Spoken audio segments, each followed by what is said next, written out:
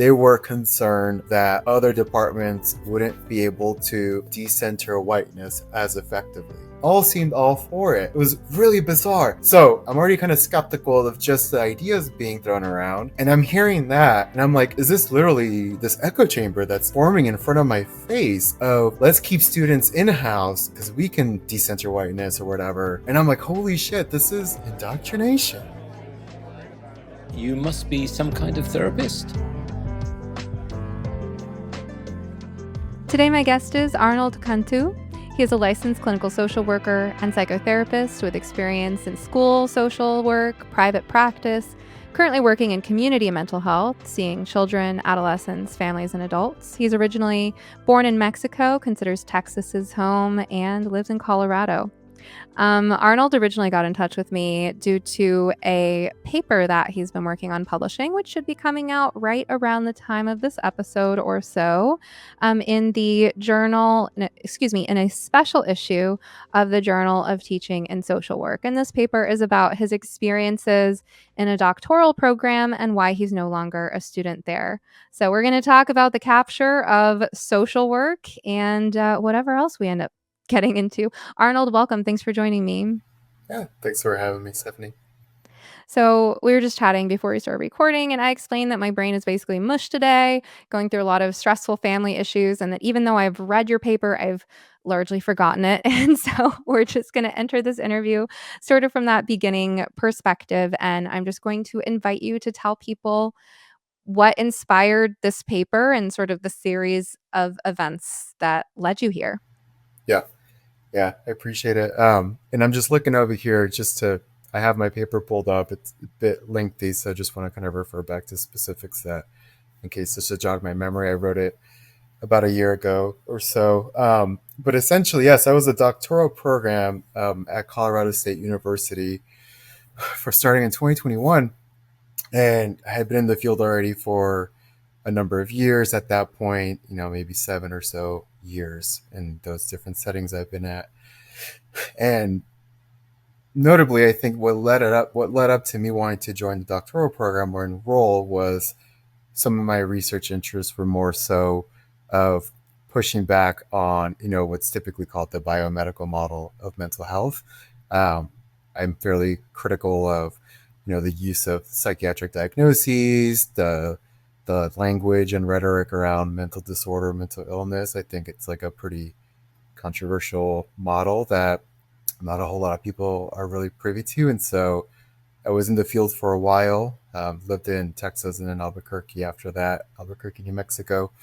And so anyway, at that point, I decided, well, instead of kind of feeling pretty fed up about just kind of bathing in the medical model, working as a therapist, I figured, well, I can continue bitching about this, or I can go back to grad school and try to do something about it, try to contribute to the scholarly literature and whatnot. And so anyway, long story short, I applied for this doctoral program in 2020 in the midst of the pandemic, and then started in 2021 so about 3 years until 2024.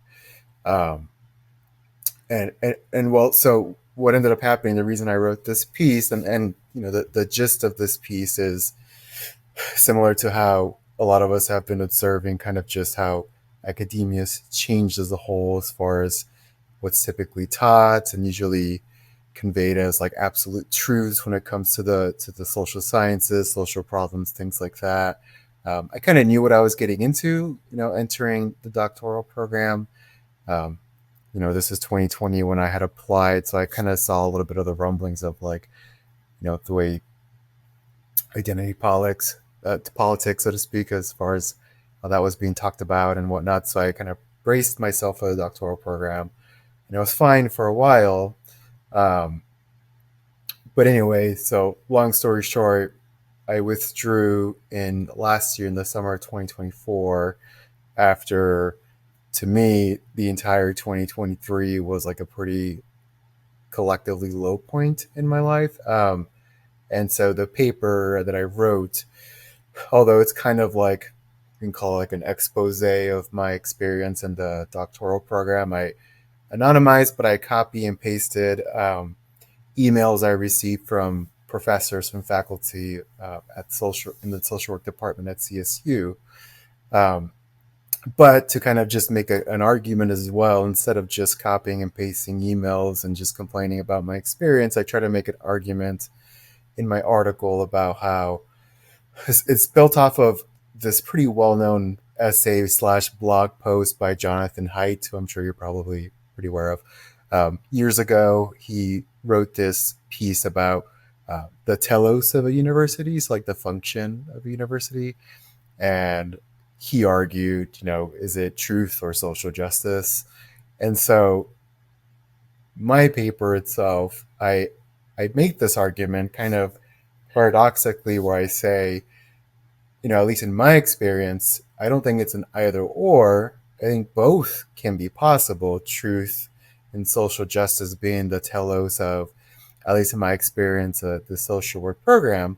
But then I make the argument a bit more nuanced, where I say in my article that both can be the telos of a program, but it's a very specific flavor of truth and social justice that can coexist, which in the long scheme of things is not going to be sustainable. And so that's kind of the overall argument I try to make in the article, but I can speak to anything else about it. When you say that truth and social justice can coexist as the telos of a doctoral program in social work, but only a particular flavor, what is that flavor at the intersection of those two that can actually work? And what can't fit?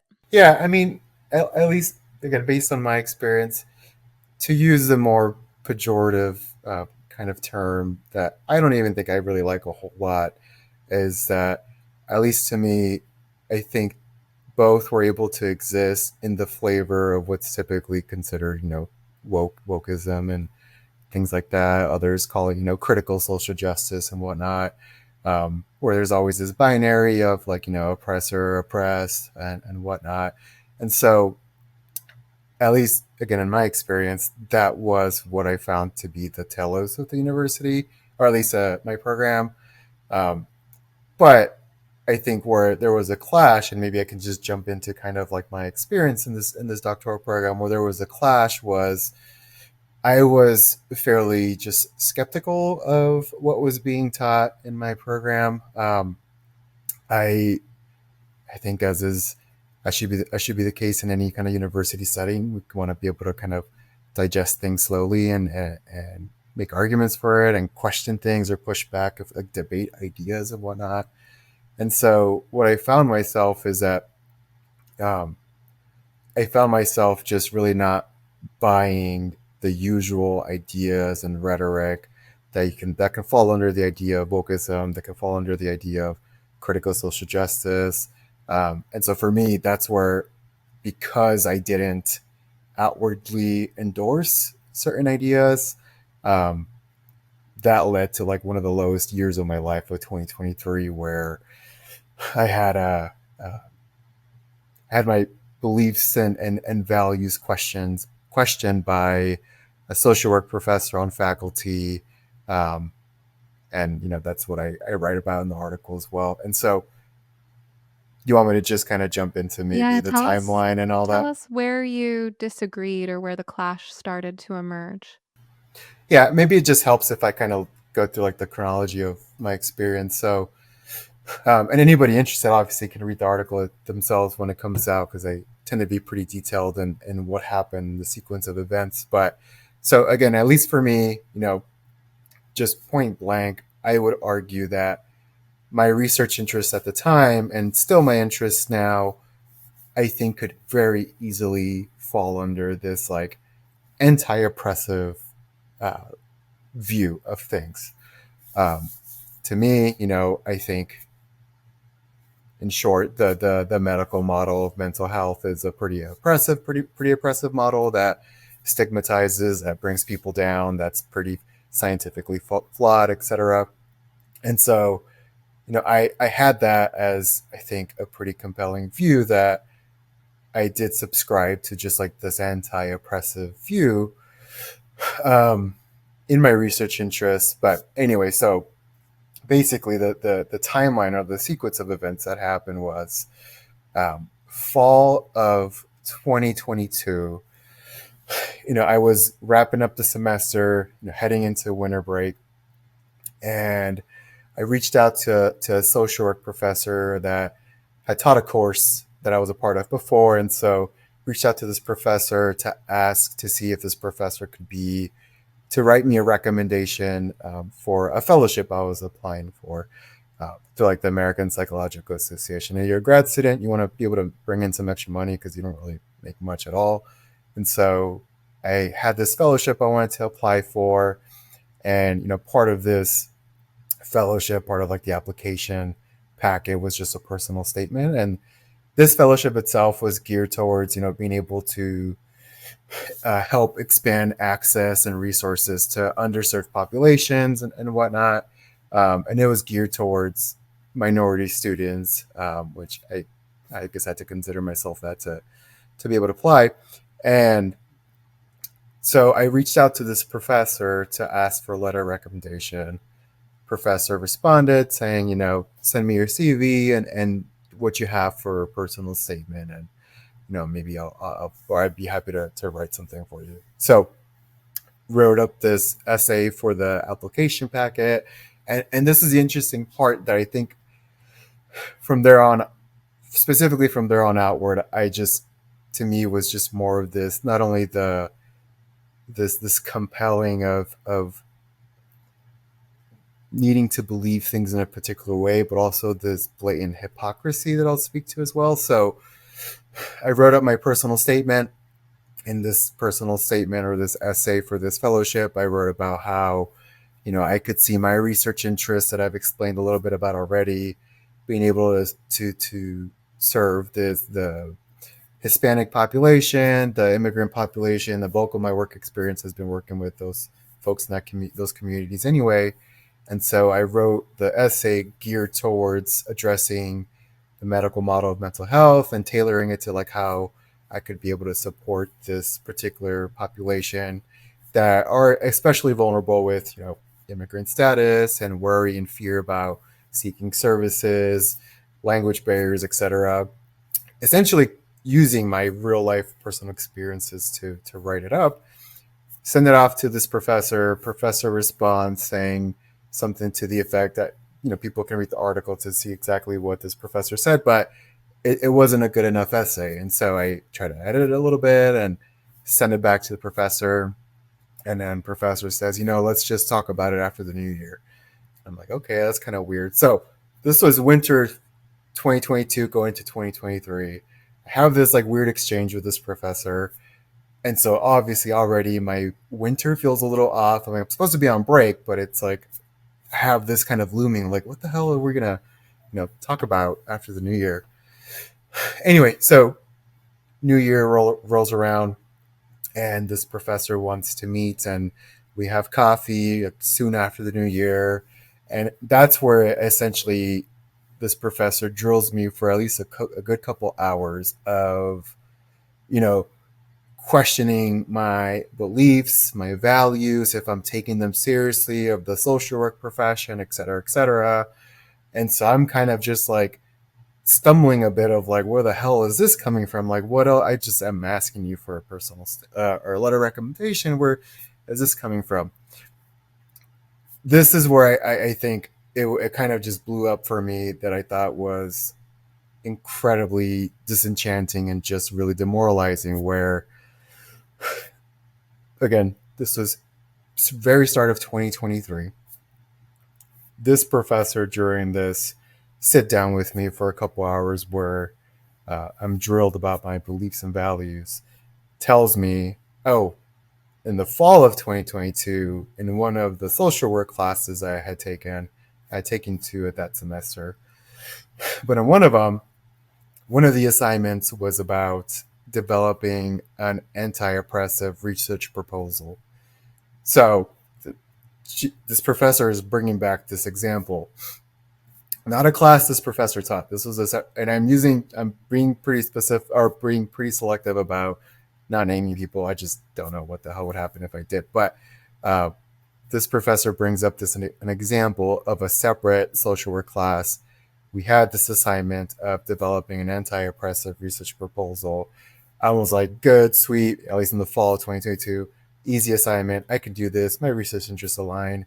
But what I did just for this assignment and this presentation in fall of 2022 is I ended up defining anti-oppressive using the Oxford English Dictionary. That's how I conceptualize it.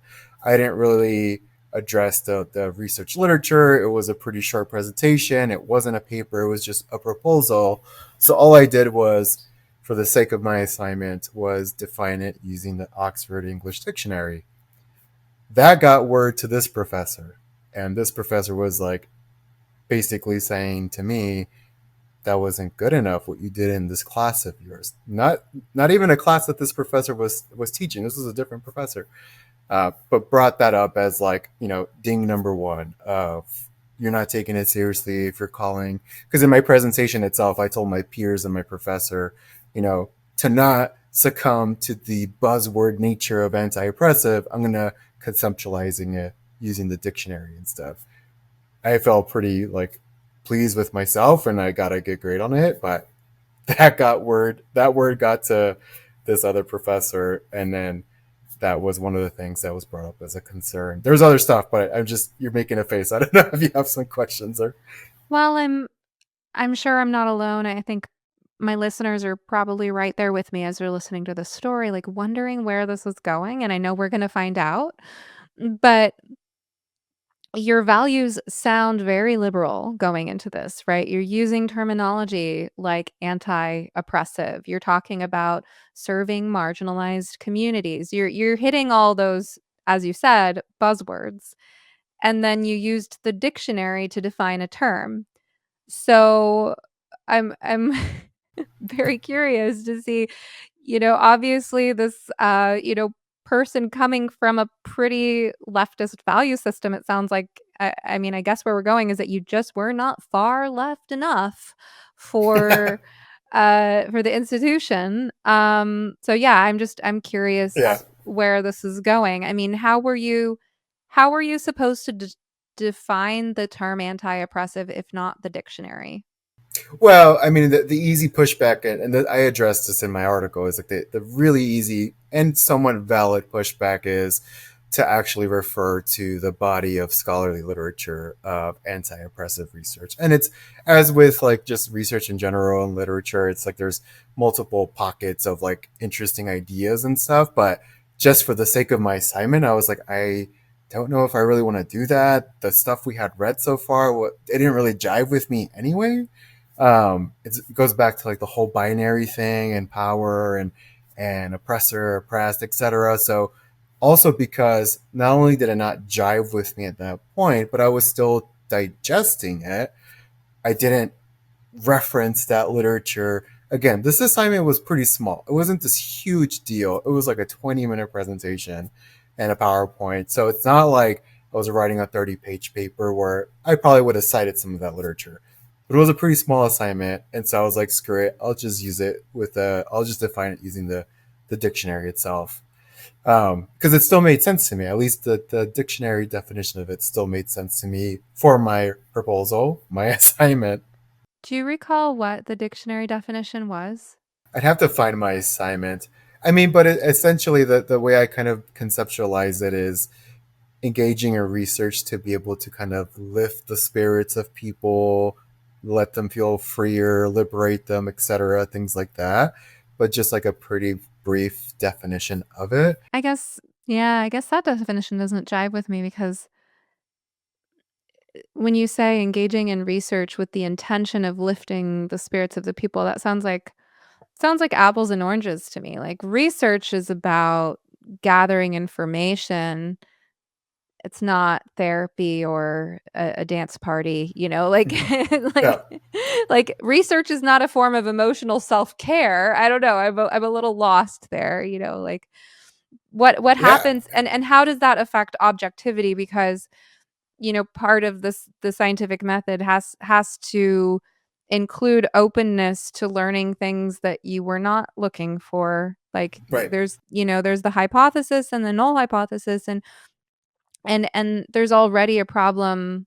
Even take out the social justice component of things, there's already a problem where research studies that had significant findings, where they found some kind of positive correlation or something like that, get published a lot more than studies where they found no correlation or they Yeah. didn't find the thing they were looking for. And so that already skews the data we have available. And then if you add in this sort of like research should make people feel good, well, okay, now we're really losing objectivity. You have an agenda already at that point when you're kind of starting from that place. I forget who I heard it describe it in this way, but I've heard it described, at least this kind of the way social science, or at least this aspect of social sciences nowadays, it's described as like you already have a conclusion, you're just kind of working backwards from it Yeah. instead of the way it should be in reverse. But again, that's just kind of that was already our starting point for this class, and so I was already kind of pigeonholed into I had to, for the purpose of this assignment, make sense of it in that way. Okay, so you were working within that framework, but according to a professor from a different class, you didn't do a good enough job in your 20-minute PowerPoint of using the existing body of Right. literature on anti-oppressive practices in which research makes people feel uplifted. I'm sorry. I'm I'm getting loopy already just trying to follow along, but please tell us what happened next. This is all coming out in this meeting with this professor. It's two or so hours. So that was like, in the way I read it in my article, it's like that was count number one of three of things that were brought up as a concern about me, having concerns about me. I called the existing body of literature, or just the use of anti-oppressive, a buzzword. Um, the second thing was in a separate social work class that also occurred in the fall of 2022. Different professor, not the one I'm speaking to during this coffee sit down. Different professor. We had a different assignment, or another assignment, in which we had to create like a fake mock syllabus of a class that we would love to teach someday. So I was like, sweet, easy, this would be fun. I created a mock syllabus on, alternative critical perspectives of mental health, critiquing the biomedical model, and et cetera, et cetera. What I did not do, though, in this syllabus, this practice syllabus, is for all of our syllabi across the social work, the school of social work, they all have, not only are they all like 20, 30 pages now because there's so much like fluff on them and stuff that's not necessary, but there was also, I'm not saying this part's unnecessary, there was also what the school decided to use or to commit to using this like a pronoun statement. And the statement is essentially just speaking to the idea of we're going to be respectful about using people's preferred pronouns, etc. It's a blurb in all syllabi across the school of social work. I have no issue with that. I didn't include that in this practice syllabus. Was that required? No, it was not required. And I still have my syllabus for that class that I can show people. It was not required. But okay, so I do want to, because I think people will waffle here a little bit.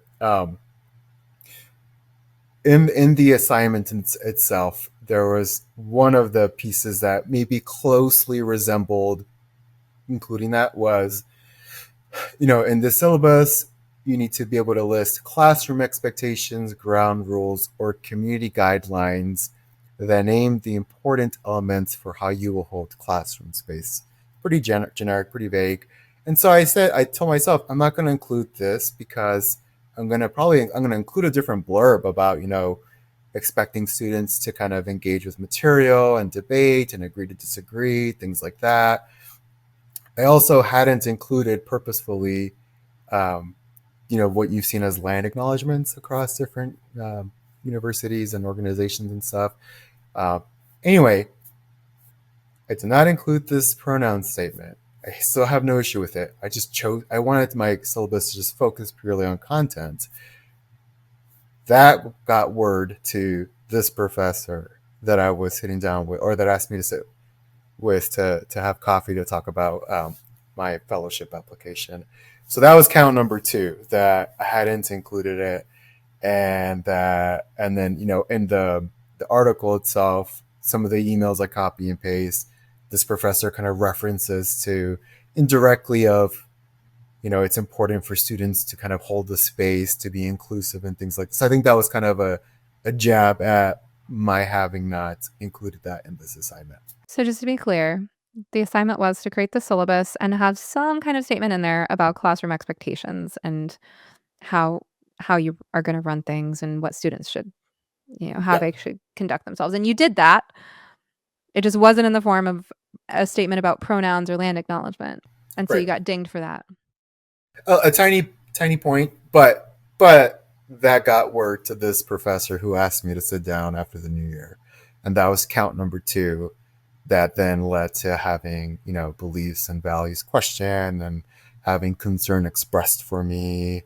So yeah, that was count number two, and then count number three was just bringing back again that personal statement I had written for the fellowship, and just about how to your point, and this was a comment that was brought up during this conversation.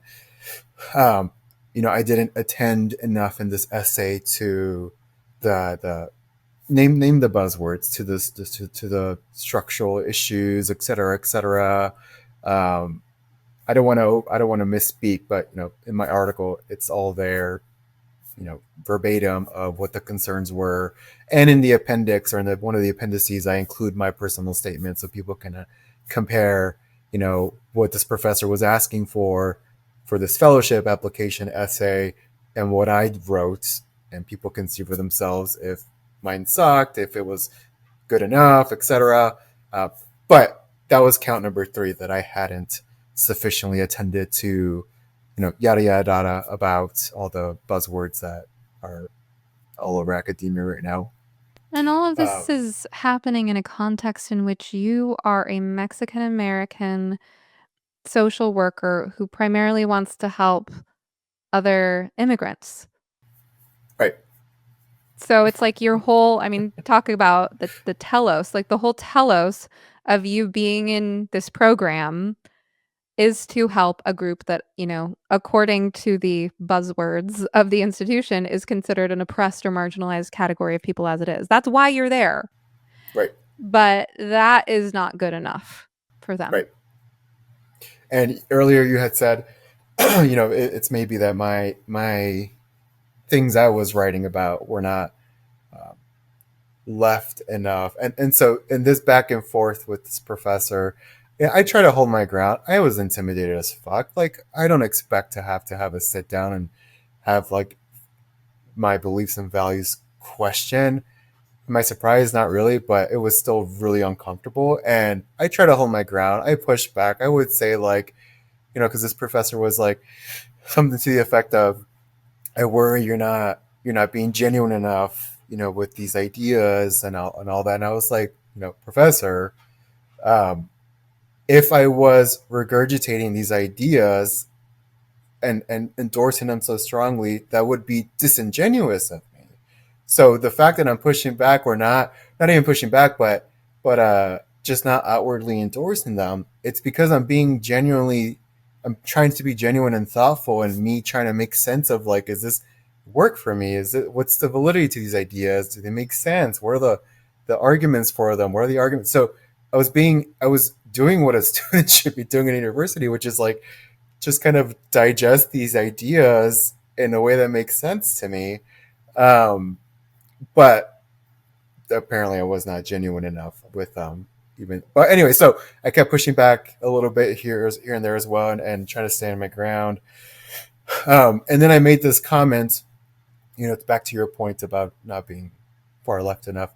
I made this comment to this professor because, truthfully, this was 2023, 3 years out after the pandemic started.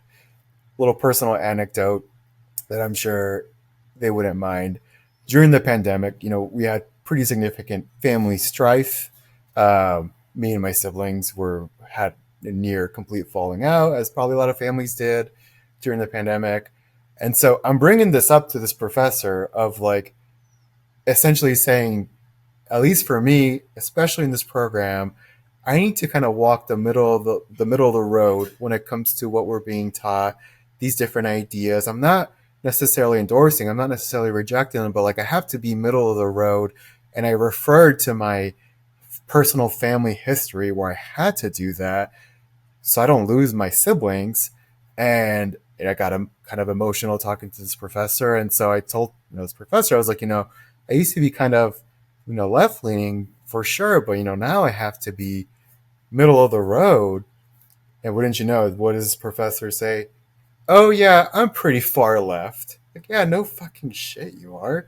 But just outwardly says that. And anyway, it's probably like an obvious statement, but it's one thing to be far left. I guess I have some issue with people who are just on either extreme, but to say that and obviously be trying to compel students to then believe what you believe is really disgusting behavior of any professor, any kind of teacher. Well, and I want to stop and focus on what you just said for a moment because I think it's so important. It was love and concern for your family members, in part, that led you to realize a need to be more politically open-minded, a little bit more flexible, regardless of where you're eventually going to stand on any given issue or how you're going to vote. You realized for the sake of your family that you could not just take some righteous hardline stance and be unwilling to hear other perspectives. And so maybe that shifted you a little bit more towards the center. And I think that's admirable. And I would relate and compare that to my experience as a therapist, that I think it was my experience as a therapist, which I worked 10 years full time as a therapist before a year ago making the decision to only do consulting and educating for the time being.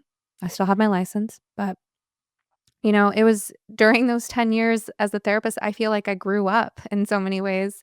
Granted, I was technically an adult the whole time, but it really matured me to work with people from all walks of life and find that common human element, be able to see from their perspective.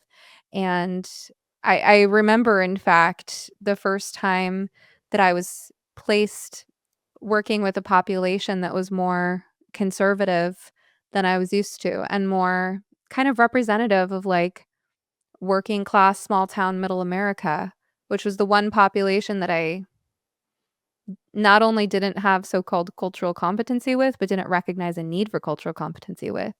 But it matured me, it opened my mind, and what really shocks me is that there are therapists who have the opposite reaction, where they don't feel that responsibility towards the patient or the patient's family to understand that patient's point of view and to potentially facilitate greater harmony in family relationships, except in extreme cases of abuse or, severe personality psychopathology. I think most reasonable people would agree that, unless you have a loved one who's really at the extremes of those types of behaviors, that you should try to work with them, even if it's hard. So I think your experience as a sibling and my experience as a therapist are comparable in some ways because we responded to what life gave us and we were willing to grow.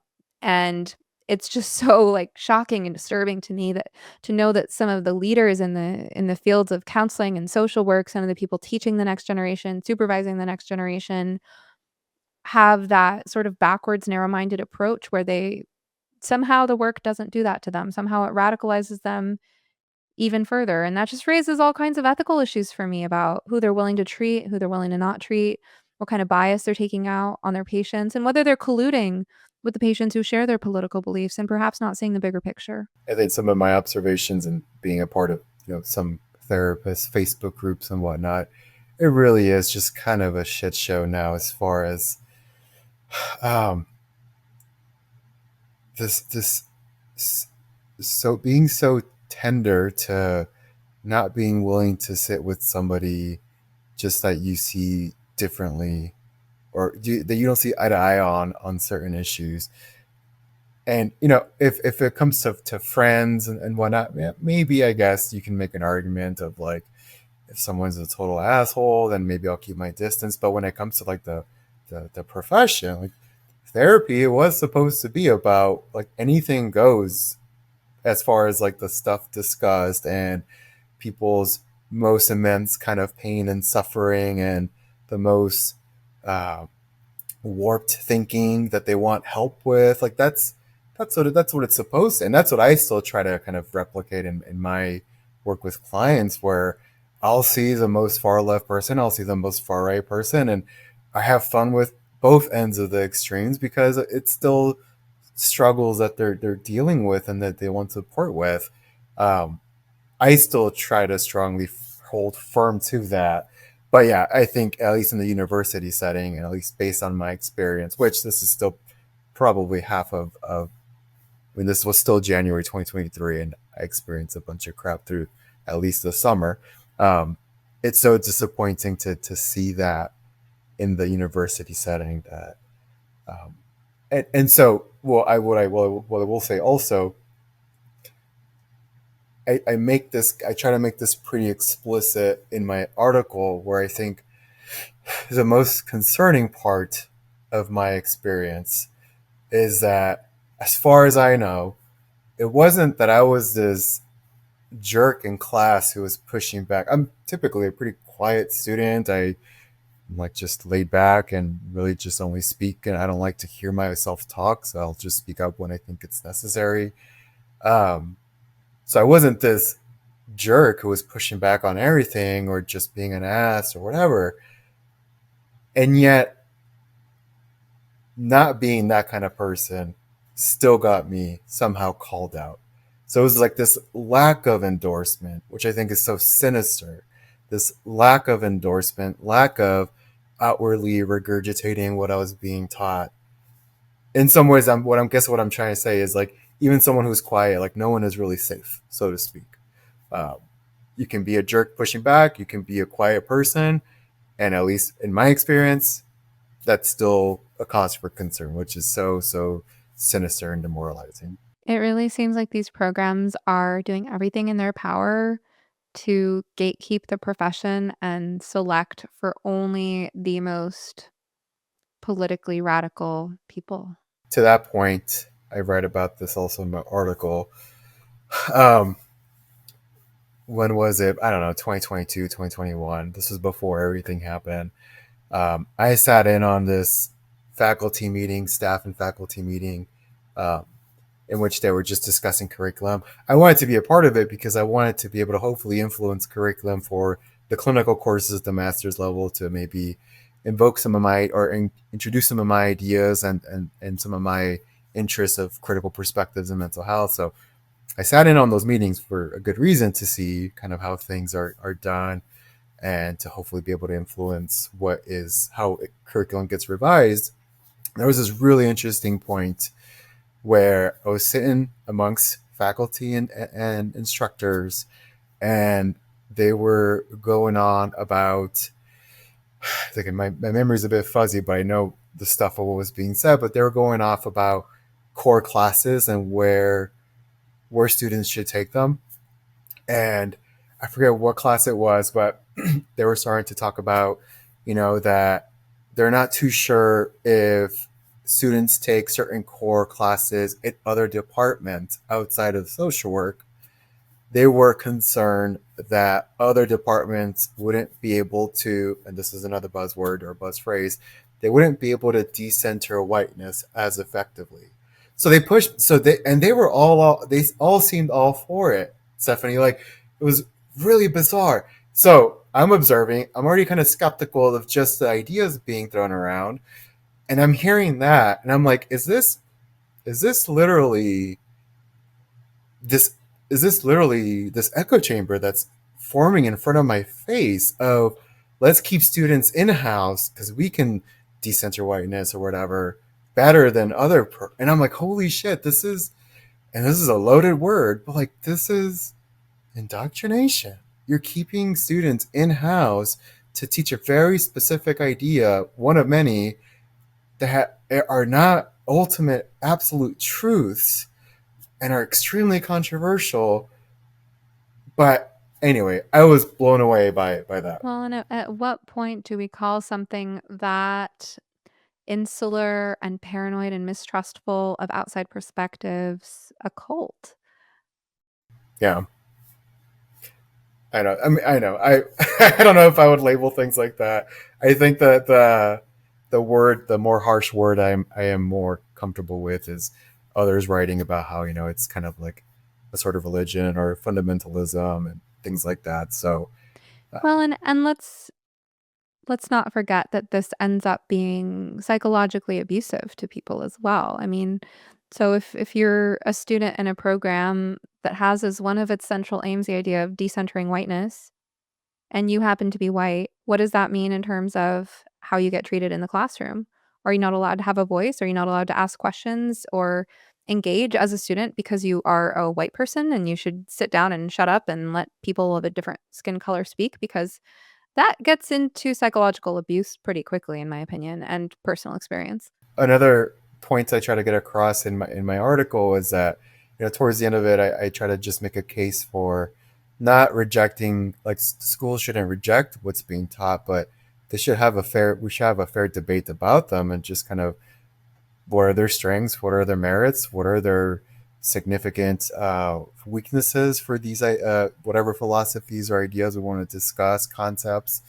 But what I make a try to make a case for in my article is I even though 2023 for me was a pretty low point, it was one of the lowest points in my life. I think I was able to handle it decently because I kind of knew what was going on. Like I think being middle of the road helped me not only get out of an echo chamber, but helped me have this vantage point to see like, oh, this is kind of what's happening, and these are the moving pieces and whatnot. And so even though it was a low point in my life, I think I was able to handle it decently, not great, but decently. But then what I write about in my article is like I was able to handle it decently. I can't imagine what freshmen, young kids, like set right out of high school, 17, 18 years old, what they're probably thinking. And I don't know if CSU did this. I know other universities did for sure. And I don't know if they're doing this now, but I think CSU, if I remember correctly, they were considering having this like as part of your required courses as freshmen is like a class on power, justice, etc. Um, so that was going. I think that there was some rumblings about that, about making it a mandated course. So kind of forcing students to. I imagine the way those courses were going to be taught were slanted in a particular way. I highly doubt they were going to be balanced in any way. So I feel bad. I was thinking like I'd feel bad for freshmen. I feel bad for we have a pretty significant international population of students who are walking into this and like, what is all this that's going on? And yeah, and then I use the word in my article of I feel bad for students who either are really uncomfortable, but they want to go to college and graduate and get a degree, are terrified of pushing back, feel like shit because of what's being discussed, or to use the big word that's overly used now, but I think in this case was appropriate, they kind of gaslight themselves of like, I guess I have to believe this because my professors are telling me this and everybody's all on board. We're like rabid and hungry for this. And so it's something that maybe was a significant conflict with my beliefs and values before entering university. Now I'm believing it like full lock, stock, and barrel. Like you kind of gaslit yourself, man. And that's really disappointing if that's happening for some students. Another element that comes across as I listen to your story, and I have the same experience with similar stories, is like, I mean, it feels oppressive, actually.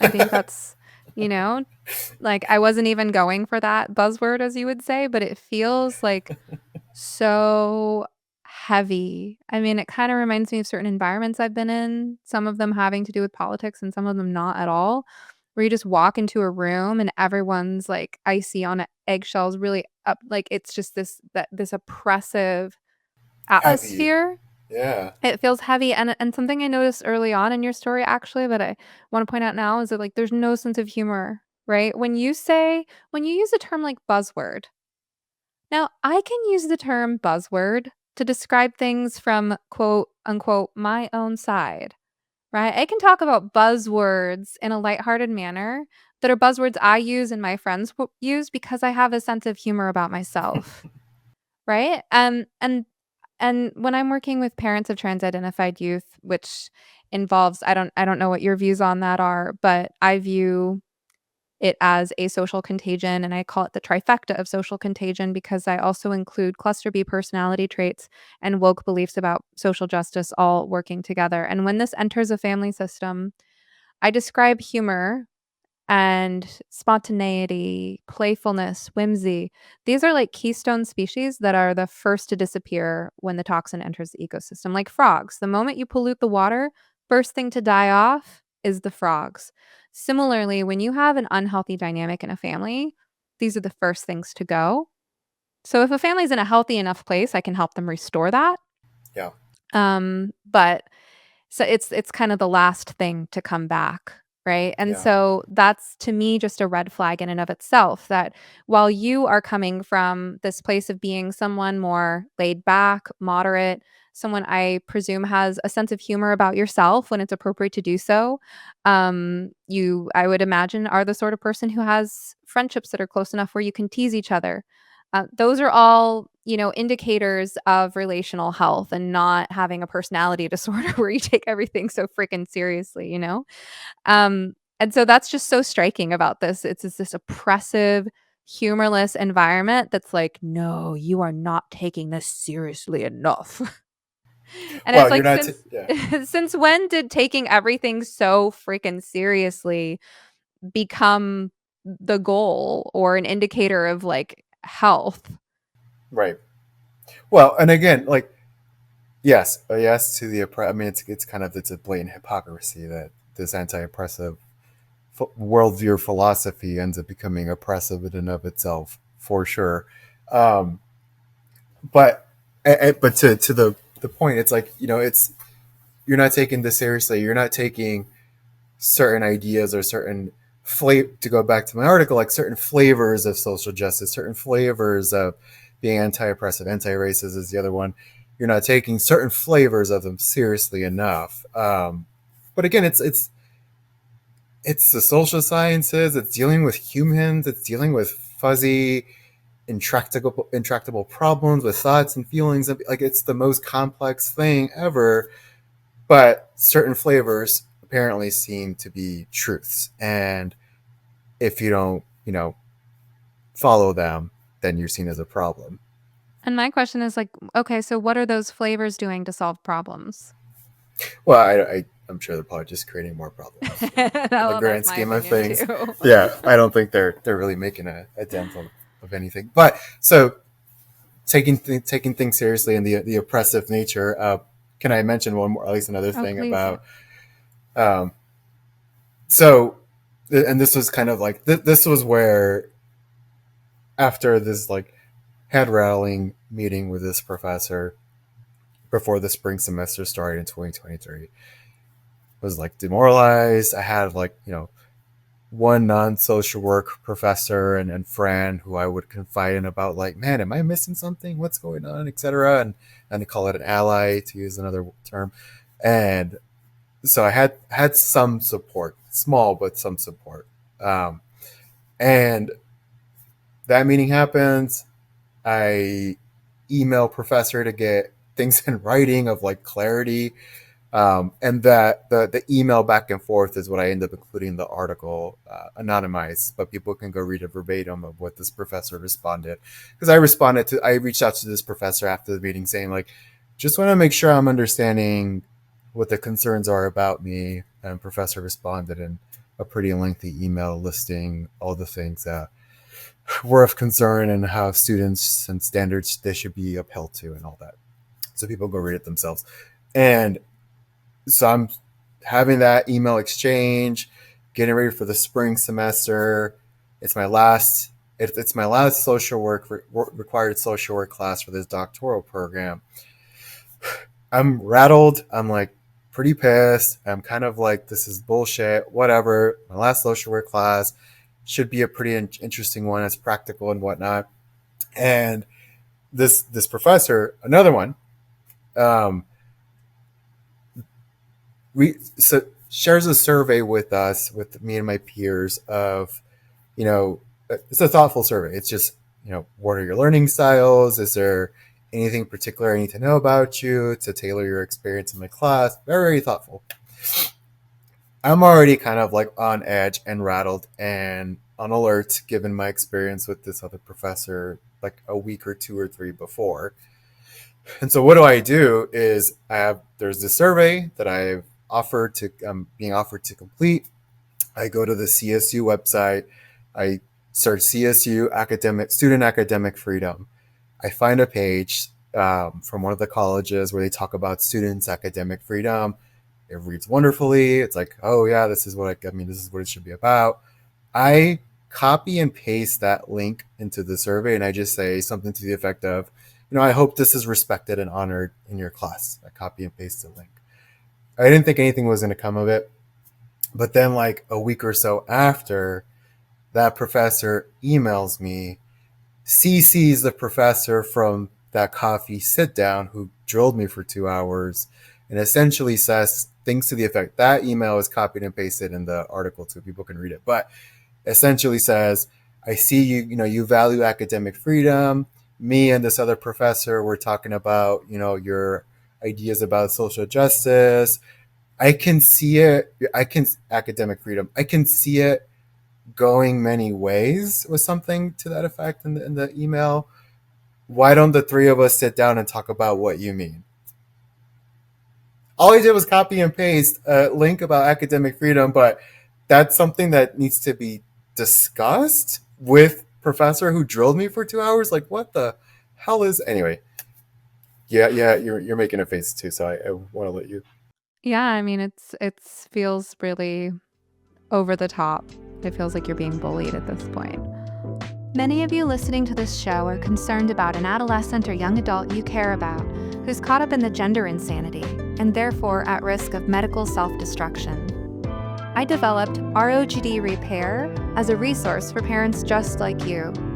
It's a self-paced online course and community that will teach you the psychology concept and communication tools the families I've consulted with have found most helpful in understanding and getting through to their children, even when they're adults.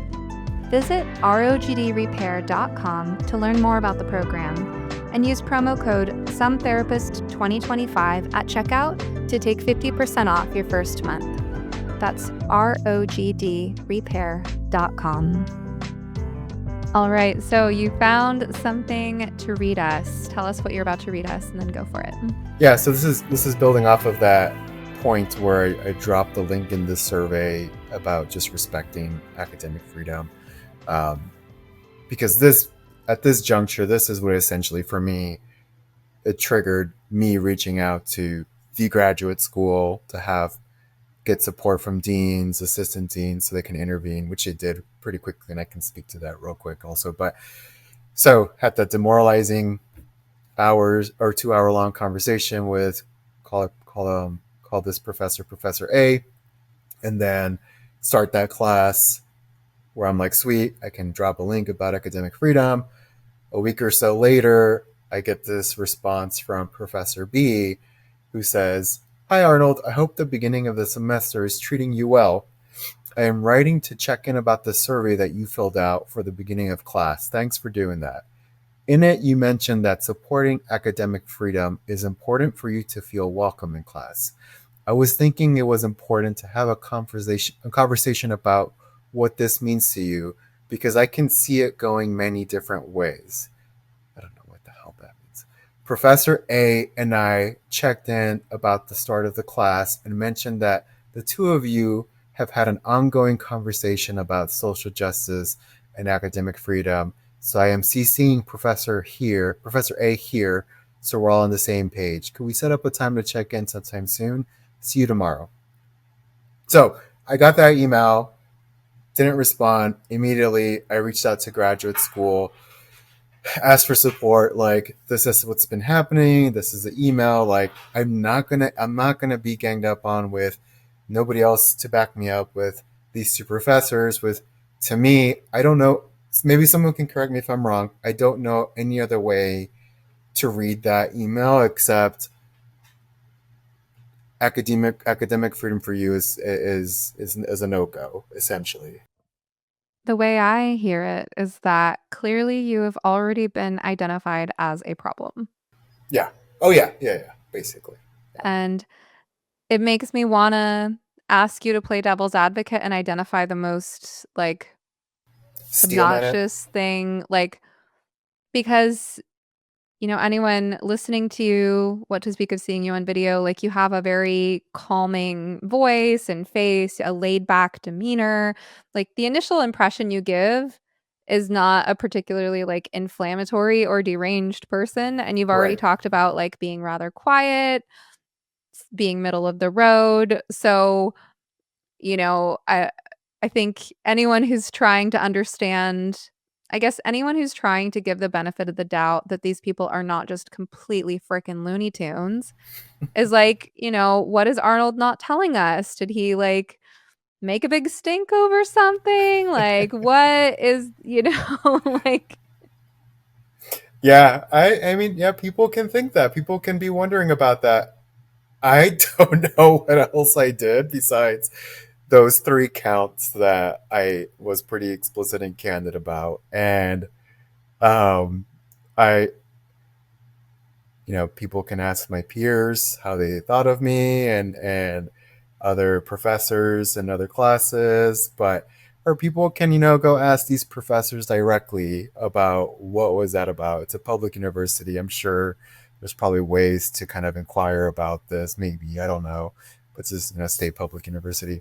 and in terms of the But pushback that you provided, though, there were things like you saying, so they said, I just don't think you're genuine enough in your right, engagement with social justice. And you counterpoint, I am being genuine. That's why I'm not just regurgitating exactly what you say, right? I right. mean, that sounds like kind of the extent of your disagreeableness, if you will. Yeah, yeah. Like I'm invoking what I thought the purpose of university was, which is like you to discuss and debate ideas. Like I mentioned in my article, like we're not teaching the laws of physics where there's like truths and stuff. We're talking about complex social issues. We can discuss and debate them. We don't have to be all in for them or not. Like, come on, it's Can I yeah, they're ask not. about the female to male ratio at the school? Well, I guess there's probably like people who are trans and identify as non-binary and stuff like that too, but like overall, when it comes to students and faculty, what was the proportion of males and females in the environment? I mean, it's a social work itself is a predominantly male female field. Right. So most faculty were most faculty, including instructors, were presumably female. Um, master's level cohorts were mostly female as well. Um, so yeah, I mean, that's just the And the thing about professor who social work. drilled you was a guy? I don't know if I want to say Oh. Oh, you specifics. don't Yeah, wanna, because you don't wanna provide any identifying I information. don't know what can bite me in the ass later, so I don't. Okay, got Yeah. it. Well, that's fair, I respect that. It's just, I think, this is getting into what some people call toxic femininity, right? The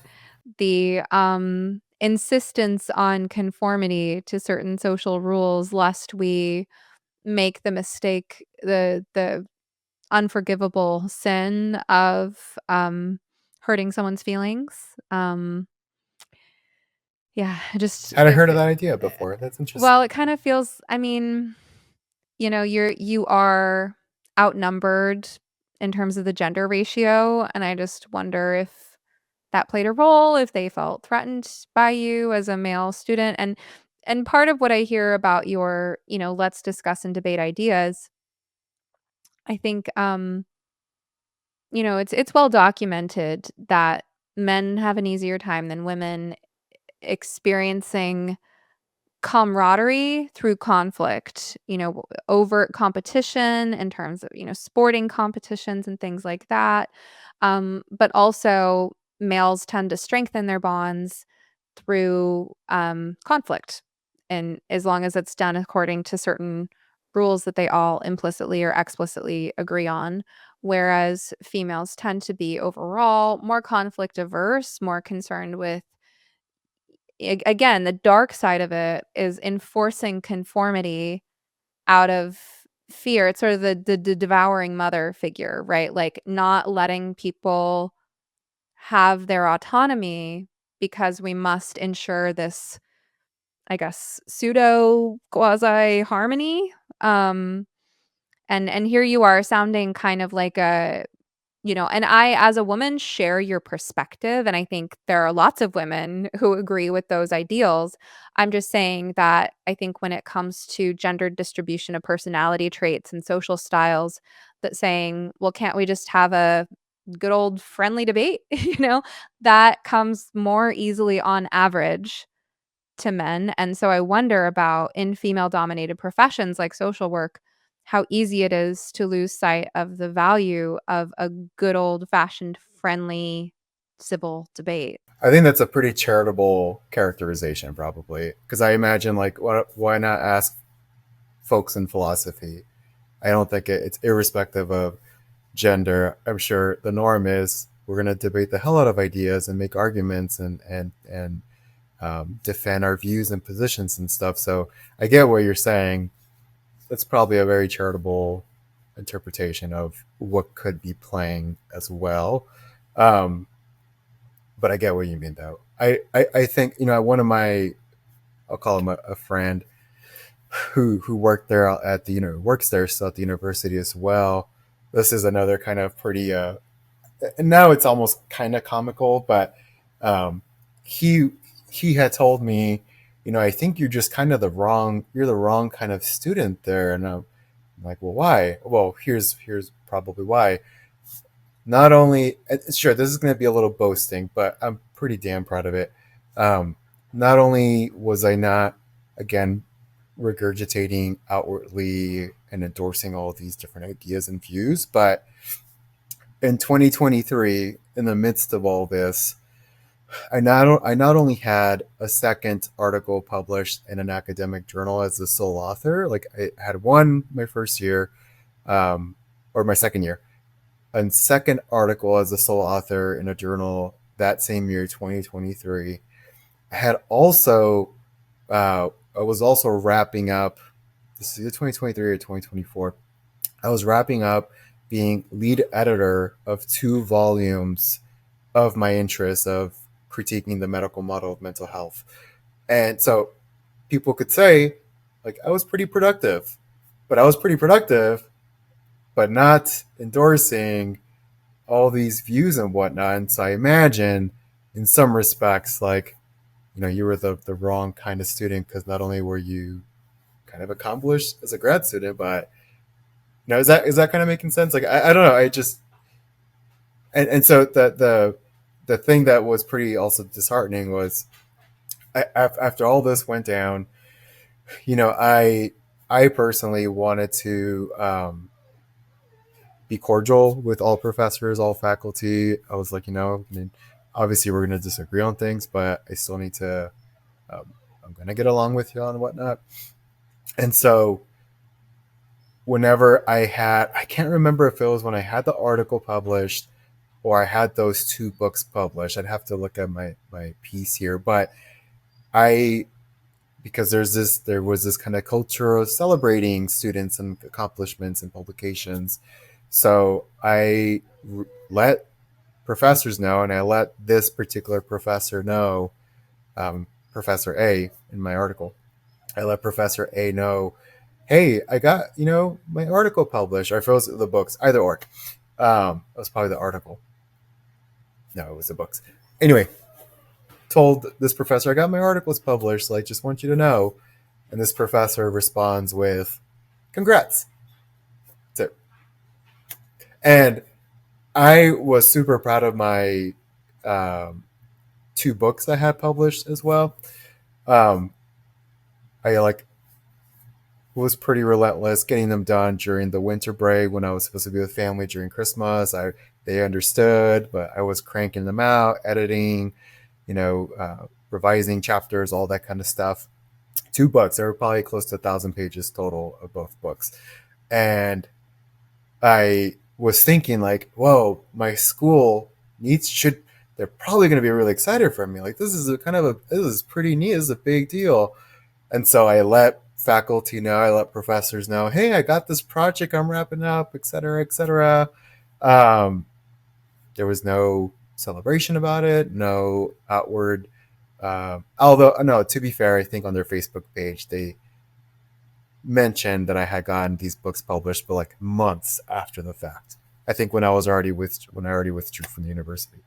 Um, but it wasn't until a friend of mine who's not a social work professor advocated for me to have a story written up about me having these two books published, then there was some kind of like recognition about it. But if he hadn't advocated for me, he's not even a social work professor. If he hadn't advocated for me, it would probably just been radio silence of me having two edited volumes published in 1 year and another article as the sole author. And all I got from that one professor was "Congrats!" exclamation mark. It seems like you really stood out amongst students because it's not common, as you're saying, for someone who's in a program like this to be so prolific, especially independently of the program. It's not like you were working on a dissertation for the program. It was that you were doing all these sort of things out there on your own, contributing to your field. And I'm also hearing that you worked in the field for many years before this program. What proportion of your classmates were experienced social workers like you compared to, straight out of an Undergrad undergrad program? or master's program. Mm. Um, and it was a cohort of 7 of us, and I would say most of us, with the exception of one, had real life work experience post master's program. I think there was only one 7, that's student pretty who went. small. It's a doctoral program, so they tend to be small cohorts. I think there was only one student who went straight through undergrad, master's, doctoral student. Clinical work out of the 7, I think it was mostly 3 of us who were still practicing pretty regularly as therapists. 3 out of the 7. So I'm noticing we've talked about, or we haven't talked about, you've skirted around the fact that you have written and put a lot of thought into critiquing the medical model of mental health. You have a perspective on the DSM. I'm wondering if we might want to schedule like a second conversation for those things because I'm tempted to ask you about them, Yeah, but I also just want to finish this story and then give my brain a break and come back to that when I'm more refreshed. So why don't we do that sometime? We'll have a follow-up sure. conversation where you can express your views on those matters.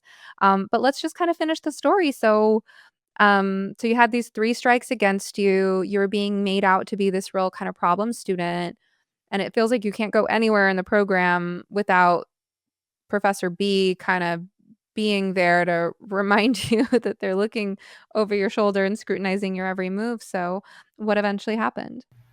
Yeah, so a bit more happened.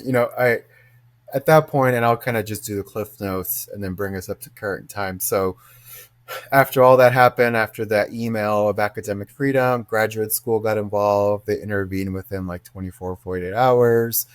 I'm assuming they basically told them to just kind of leave me alone.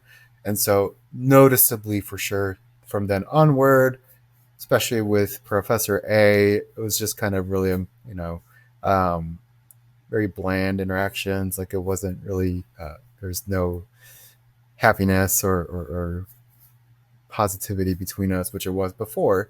So that was weird for the whole 2023.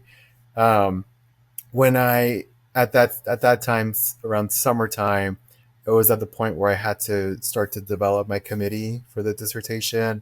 It's already a small faculty as it is, but and I may be wrong about this. They can correct me if I'm wrong, but this is all after everything happened. I reached out to a few faculty, and it was pretty interesting. Where like one after the other, they were like, I'm too busy. I have too much on my plate. I can't be on it.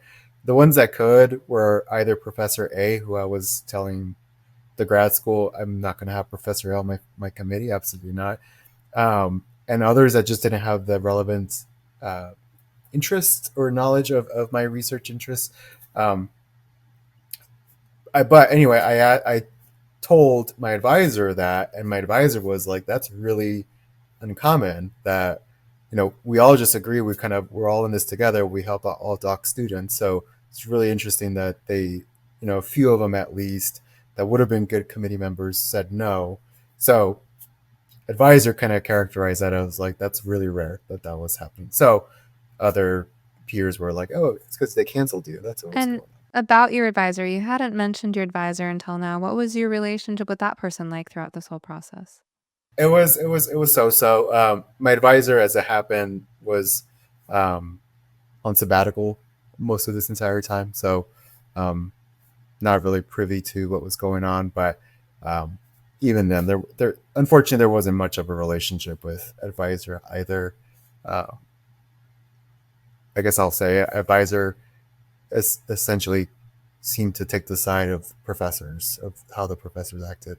So I thought that was pretty disheartening.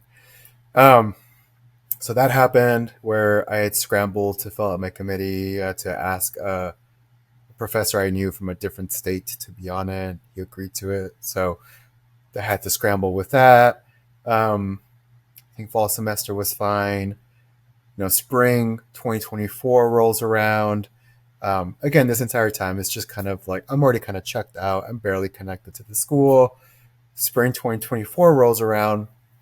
I am wrapping up coursework completely to get started for the preliminary exam, which is like a 40-page paper.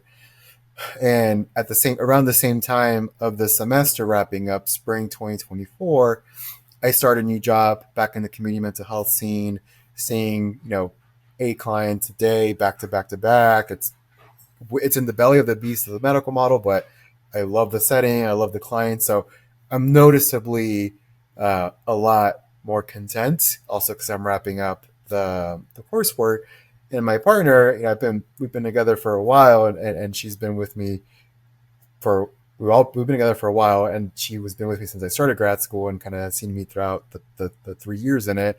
And she just makes this offhanded comment.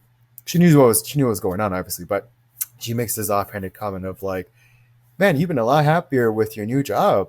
And I'm like, "Yeah, I think I have been," because I was already wrapping up the semester. So I think I have been a lot happier.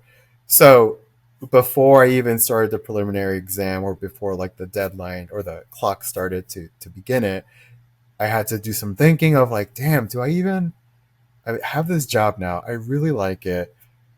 I don't even know if I really want to go through with this anymore. Like, I don't know if the payoff is gonna be well. I wasn't able to get support with funding um, for tuition, so I was like, I don't know if I really want to take out more student loans. I don't have relationships with anybody on in the school. Me and my advisor were not really close at all.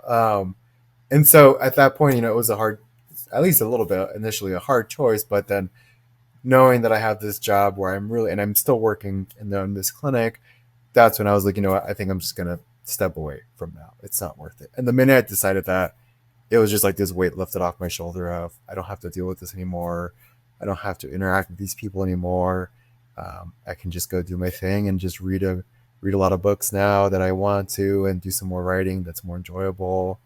And so that was, April, May, June of 2024, where I decided to withdraw, and no regrets since then.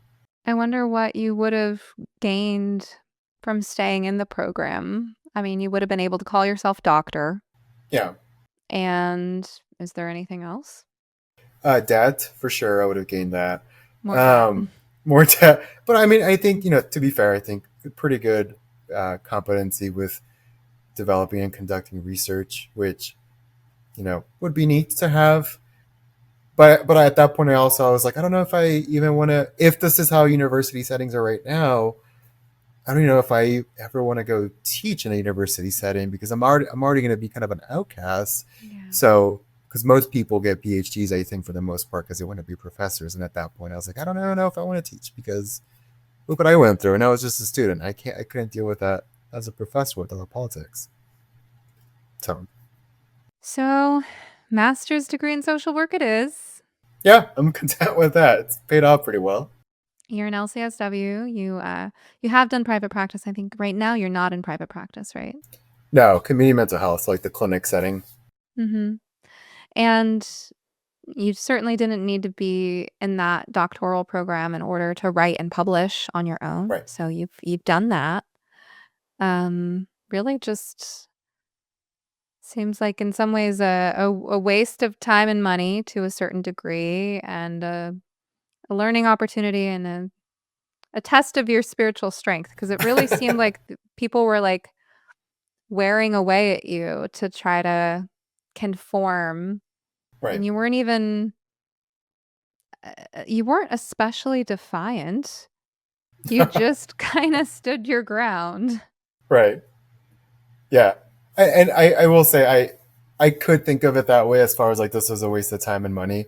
What I will say I definitely got out of it that I'm really appreciative in the grand scheme of things is I think I developed to be a pretty, I will say at least a decent writer, and um, just kind of learned the tricks of the trade to write more academically and try to make more compelling arguments and stuff. And so that helped me. I have a third edited volume that got published in December of 2024. So I got that post grad school, post withdrawing from the doctoral program.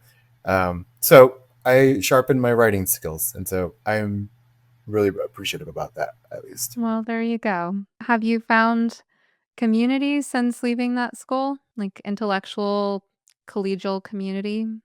Somewhat. I mean, some friends, and then, maybe a couple colleagues as well. Um, but the thing, I nowadays aside from online resources, Substacks, things like that. That's the interesting part about the work we do, as at least community mental health setting too, where it's high volume clients. And I think this is where I try to point out, a bit of the hypocrisy is that when you're kind of in the trenches, when I'm so to speak in the trenches, none of this shit really matters. The clients don't really care. They'll talk about politics, but again, I'm pretty comfortable being middle of the road with them and meeting them where they're at. But I don't find this desire necessarily doing this full time work to even need that community, because I enjoy my work so much as it is that it's not really lacking the community aspect, at least. Now that you've gained some distance from this, do you have any other kind of perspectives on it? The only thing is I'll be curious to see if the pendulum swings a bit too much in the other way. I'm still pretty, I would call myself politically homeless, but I think all this backlash is because of the stuff that I went through. At least, the flavor of it all is what people were fed up with, of these flavors of truth and social justice. So that's nice. I also worry about, if the pendulum will swing too far the other way, but I time will can't tell, I suppose. I can't really imagine what that would look like in the field of counseling and social work. Can you? Well, I meant more in the academic setting. In counseling and social work, I don't know if the pendulum will swing at all in the field of counseling and social work. That's a top-down approach, I think, and it all depends on the powers that be and their views on things and how that trickles down. So who knows if our field will kind of settle down a little bit. So now you've written a couple of books, and you've published, or you will be publishing around the time of this episode release, more or less, this article about your experience, which will, of course, have linked in the show notes. What's next for your writing career? Because it sounds like that's something that's really important to you and that you've been working on. I think I'm still very much in the world of alternative or critical perspectives to the medical model. So I think here and there I have a few ideas I'm kind of still chewing on a bit. So if there's anything to write in particular, um, it'll probably be something in that field of just submitting something for another journal of just critiquing the medical model. I do have one. Actually, you might be interested in this one. um, I do have one under review right now, in which I make a case where, and this might piss some people off, but I think I make a pretty compelling, rigorous case for it. Where, in my view, if we have this idea of the medical model, which comes with all the labels, psychiatric diagnosis, diagnosis labels, uh, neurodiversity is that other word that's rumbling about quite a bit. What I make the argument in my article is that, in my view, people can disagree with me. I've observed that.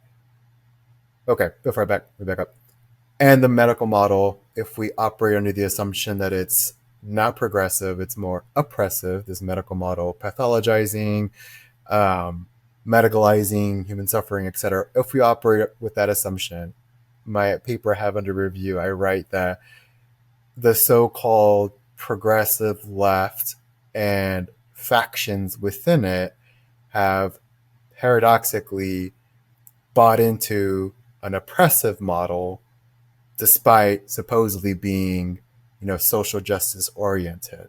They kind of been swindled. And I write in my article about how the way I see that is just how, it's so common nowadays to see how people very strongly identify with psychiatric labels and the name of activism and the whole neurodiversity movement.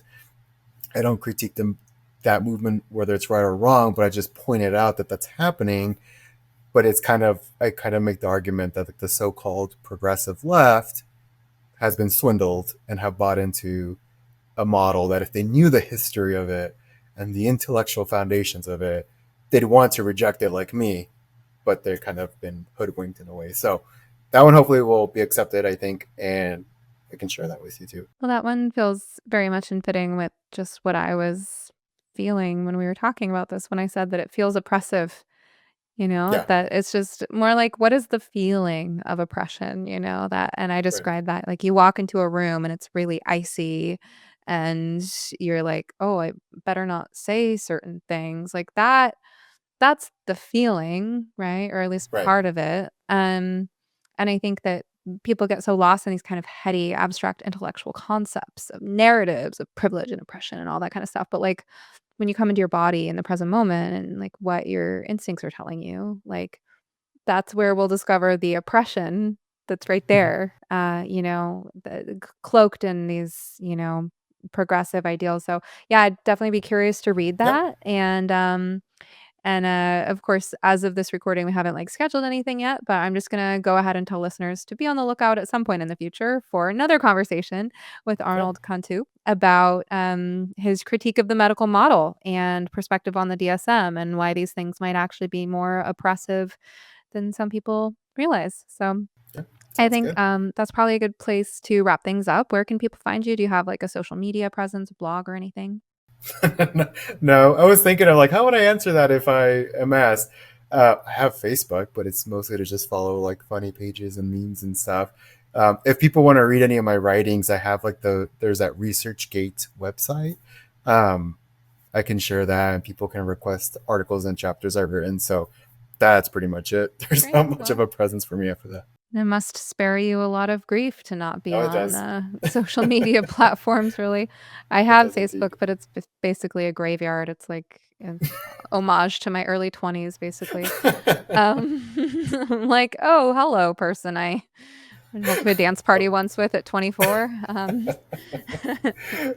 It's nostalgic. Yeah, maybe not even that.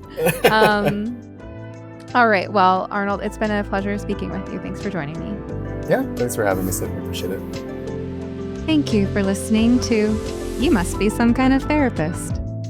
If you enjoyed this episode, kindly take a moment to rate, review, share, or comment on it using your platform of choice. And of course, please remember, podcasts are not therapy, and I'm not your therapist.